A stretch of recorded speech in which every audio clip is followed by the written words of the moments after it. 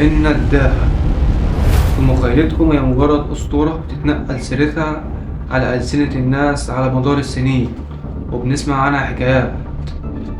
وأنا اللي حصل معايا عند الترعة ديت كنا كابوس بنعيشه وإحنا صغيرين، دلوقتي الكابوس ده بقى حقيقة.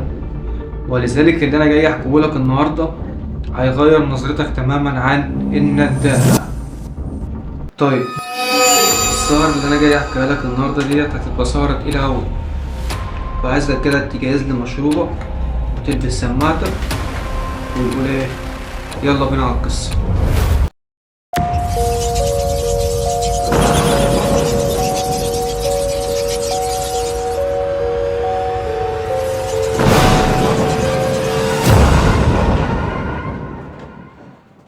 قبل بداية الليلة ديت كنا راجعين احنا الأربعة من عند فرح واحد صاحبنا بتاعنا، ومصطفى ومحمد ونور، وماشيين على الطريق كده كان ضلمة. فمحمد بيقول لي كده خش الطريق اللي جاي ده. فأنا ببص على الطريق من بعيد كده، يعني الطريق شكله من بعيد يخوف بجد، الطريق كله ضلمة مفيهوش نور نهائي. فأنا ببص له كده بقول له أنت عايز نخش الطريق ده ليه؟ قال لي اختصار للطريق يعني عشان سكتنا طويلة. فأنا قلت له ماشي، وجيت نكمل كنت آخر. بداية الطريق ديت في رشاح على يمين الطريق أو ترعة، وعلى اليمين فيها أشجار كده. الأشجار دي يعني شكلها من بعيد تحس إن في حد واقف وبيبص عليك، يعني الموضوع كان مرعب بجد. ودخلنا وكملنا الطريق عادي. واحنا ماشيين في الطريق ده كده لقيت مصطفى بيقول لي من ورا وطي الصوت كده. فأنا جيت موطي الصوت خالص وسكتنا احنا الأربعة. تسمع صوت إن في حد بينادي عليك، أو حد بينادي عليا أنا بالذات، وكان بيقول اسمي. فأنا بصيت في المراية كده ملقتش حد. لقيت محمد بيقول من جنبي أنت تعرف حد هنا؟ قلت له أنا معرفش حد، وبعدين أنت اللي مدخلني الطريق ده أصلا. فأنا لقيت نور مرة واحدة بيقول إيه اطلع من المكان ده بسرعة. مصطفى رد عليه وشاف منظر نور وهو بيتكلم كده متوتر وخايف من حاجة. بيقول له مالك يا نور في إيه؟ وخايف ليه كده من المكان ده؟ نور رد عليه وقال له إن في ناس بتقول لما بتعدي من جنب الرشاح ده تسمع أصوات بالليل، وفي ناس بتنادي عليه. فمصطفى سكت كده ومردش عليه، وأنا كملت، بس نفس الصوت رجع تاني، بس المرة دي كان قريب مننا أوي. أنا جيت واقف بالعربية مرة واحدة، لقيتهم كلهم صرخوا مرة واحدة قالوا أنت وقفت ليه؟ أنا جيت قال لهم الله، ده في حد يا جدعان واقف قدام العربية وظهره لينا وجسمه كله مبلول، أو هدومه بمعنى الصح كلها مبلولة، مش شايفين أي ملامح من جسمه خالص. فأنا لقيت محمد بالفريق كده بيقول لي اركب العربية بسرعة.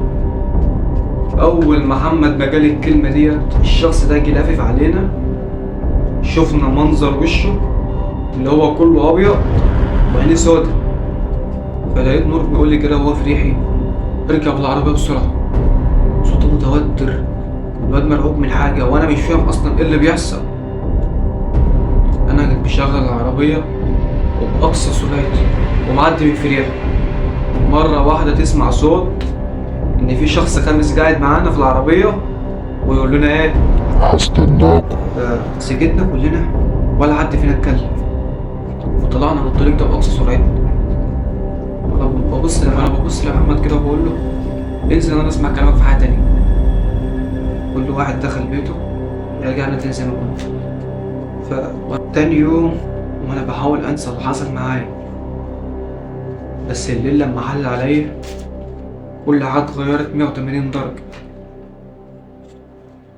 بقيت بحس وأنا قاعد بسمع أصوات أو حد بينادي عليا، بحس وأنا نايم إن في حد واقف في ريحي وباصصلي. ففي ليلة أنا كنت نايم سمعت صوت كان جاي من الأوضة. فأنا صحيت كده وفتحت عينيا، أنا مش شايف حاجة خالص، الأوضة ضلمة بمعنى ضلمة. فببص قدام الباب كده كان في آثار رجليه مبلولة مية. فأنا جيت طالع من الأوضة دي بسرعة كده وجيت داخل الأوضة التانية مفيش أي حاجة برضه. فجيت داخل كده وواقف في نص الأوضة سمعت صوت برضه، بس المرة دي الصوت كان جاي يعني الصوت كان قريب مني أوي وصوت مرعب كده. فلفيت لورا كده وببص ملقتش أي حاجة خالص. وانا واقف في نص الاوضه كده، المرايه اللي قدامي جايبه خيال، بس مش انا، لا، ده شخص تاني. ابتسامه مخيفه على وشه وعيني سودا. لقيته بيرفع ايديه ناحيتي كده بيقول لي انا اول ما سمعت الكلمه دي جيت صارخ مره واحده، جيت طالع من البيت جري. بعدها في شويه جدران كده على العيال، قلت لهم ايه، نتجمعوا احنا الاربعه. لا، معداش 5 دقايق كده لقيتهم كلهم متجمعين. اول ما وصلوا جيت حكيت لهم على كل حاجه حصلت معايا. فلقيت نور بيبص لي كده بيقول لي انا والله ما عارف هنعمله معاك. فلقيت محمد بيفرق كده بيقول طب ما نروح المكان ده يا جماعه عشان نعرف نخلص من الكابوس اللي احنا فيه ده. مصطفى رد عليه وقال له ماشي عشان نخلص من اللي احنا فيه ده، والحمزه الاصوات اللي بسمعها وكده. انا صراحه كنت قاعد متردد وخايف اصلا اروح المكان ده تاني، بس انا طبعا عايز اخلص من اللي انا فيه. قمنا احنا الاربعه وركبنا العربيه وطلعنا على المكان ده. نفس الضلمه، نفس سكون المكان، يعني مكان ساكت، يعني سكوته ده لوحده يخوفك، مفيش صوت لأي حاجة خالص. فوصلنا وبقينا واقفين احنا الأربعة قدام الرشاح.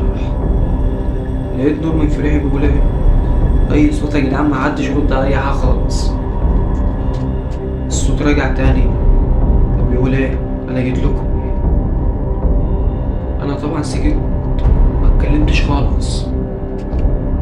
فمصطفى كان لسه هيتكلم، محمد جاي مين. لفينا احنا الأربعة كده مرة واحدة، في صوت كان جاي من ورانا. بصينا نفس الراجل اللي كان ظاهرنا المرة اللي فاتت، اللي هدومه كلها مبلولة، جسمه كله أبيض وعينيه سمرا، بس المرة دي وشه لينا ويتحرك علينا كده بخطوات كده بطيئة خالص. مرة واحدة كده في حد فينا جه مصرخ مرة واحدة وقال الحقوني. الصراخ ساعتها ده كان محمد. لفينا احنا أربعة كده بنبص، مفيش أي آثار لمحمد نهائي. تحس إن الأرض اتشقت وبلعته، راح فين محدش فينا عارف أي حاجة خالص. فلقيت نور جه صارخ مرة واحدة فينا بيقول لنا اجروا. فجرينا احنا التلاتة كده، وأنا بقول وقت واحنا هنعمله مع هنسيب محمد. فلقيت نور واقف كده، فجيت واقف أنا كمان على مصطفى. فلقيت نور بيتكلم بطريقة غريبة كده، بيقول لي أنا رايح له. ملامح وشه كانت متغيرة وعينيه بقت سودا. أنا جيت مضطر عليه كده بقول له أنت يعني أنت رايح له. اللحظة ديت مية الرشاح ابتدت تعلى لفوق والصوت ابتدى يزيد. فأنا لقيت نور مرة واحدة كده ماشي وراح للرشاح، بس مفيش ولا واحد فينا عارف يعمل له أي حاجة، لأن أنا شايفه دلوقتي أنا ومصطفى نفس الشخص اللي كان ورانا دلوقتي واقف قدامنا بس عند الرشاح. فلقيت نور قرب من الرشاح خالص كده، لف راسه علينا بيقول لنا لو سمحتوا صوتي متجوش هنا. جنازة مرة واحدة بالرشاح، الجو هدا تاني والدنيا رجعت زي ما كانت، مية الرشاح رجعت زي ما كانت، والصوت اختفى، معادش في صوت لأي حد.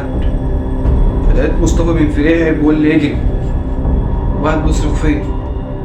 جرينا انا وهو مرة واحدة، وأول ما ادينا ظهرنا للرشاح سمعنا نفس الصوت، بس المرة دي ده كان صوت نور. أول ما لفيت وشي وابص أنا شفت منظر ساعتها وبس كده، تبقى كده القصة خلصت. هو أكيد يعني إن شاء الله في جزء تاني من القصة ديت.